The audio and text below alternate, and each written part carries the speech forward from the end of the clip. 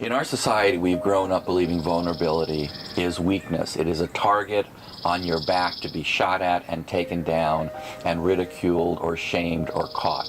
And the reality is, we are beings who truly want deepening of connection, truly want to walk in our own truth, truly want to find our higher self. And if you're spiritual, even talk about it in terms of wanting your own divinity. There is no deepening without an ability to drop into vulnerability. And we grow up in Western society, if not the world, with a sense that vulnerability is a target. And to drop into that vulnerable place of self is where the authentic sense of who we are lives. I'm someone who, from working with adolescents in the old days to also being a horseman, I wear boots pretty much all the time. I had a patient come in to my psychology practice, and he sat down, and he was clearly a pretty heavy-duty CEO, business jungle fighter who's used to getting his way, and he had some issues, but he sat down, and what he did was he looked at my boots and says, "What's up with the boots?"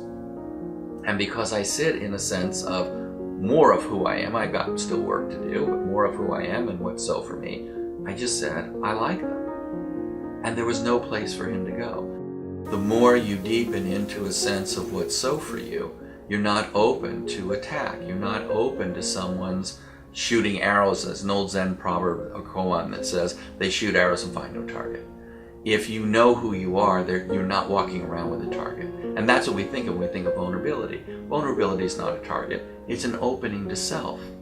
As you open to self, you deepen to self.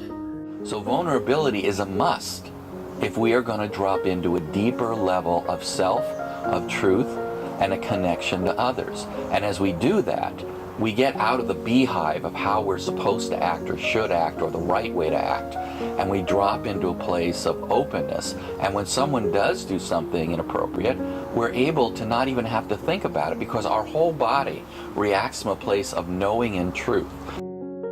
Adyashanti has a new book called Falling into Grace, and he did an interview with Oprah on that, and he talks about this deepening connection. To be in touch and deeply connected to another human being in honesty and clarity and truth, we have to be vulnerable. When you own your own truth and sit in a deepening sense of not giving your power away and not being open to attack, but very aware of when attack shows up, that sets you free.